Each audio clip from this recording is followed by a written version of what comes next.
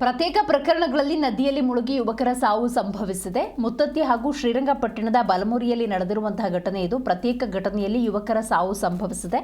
ಇಬ್ಬರು ಕೂಡ ನದಿಯಲ್ಲಿ ಈಜಲು ಹೋಗಿದ್ದ ಸಂದರ್ಭದಲ್ಲಿ ಈಜು ಬಾರದೆ ಮುಳುಗಿ ಸಾವಿಗೀಡಾಗಿದ್ದಾರೆ ಎನ್ನುವಂತಹ ಮಾಹಿತಿ ಇದೆ.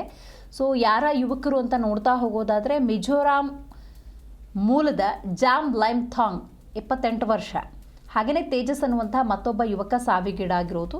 ಈ ಮೃತರೇನು ಸ್ನೇಹಿತರ ಜೊತೆ ಪ್ರವಾಸಕ್ಕೆ ತೆರಳಿದ ಸಂದರ್ಭದಲ್ಲಿ ಈಜು ಬಾರದೆ ನದಿಯಲ್ಲಿ ಮುಳುಗಿ ಸಾವಿಗೀಡಾಗಿದ್ದಾರೆ. ನೋಡಿ, ತೇಜಸ್ ಅನ್ನುವಂಥ ವ್ಯಕ್ತಿಯನ್ನು ನೀವೀಗ ನೋಡ್ತಾ ಇದ್ದೀರಿ. ಈ ಯುವಕ ಸಾವಿಗೀಡಾಗಿದ್ದಾನೆ. ಮತ್ತೊಬ್ಬ ಈತ ಮಿಜೋರಾಂ ಮೂಲದ ಜಾಮ್ ಲೈಮ್ ಥಾಮ್ 28 ವರ್ಷದ ಯುವಕ ಸಾವಿಗೀಡಾಗಿರೋದು. KRS ಹಾಗೂ ಹಲ್ಕುರಿ ಪೊಲೀಸ್ ಠಾಣೆಯಲ್ಲಿ ಪ್ರತ್ಯೇಕ ಪ್ರಕರಣ ದಾಖಲಾಗಿದೆ.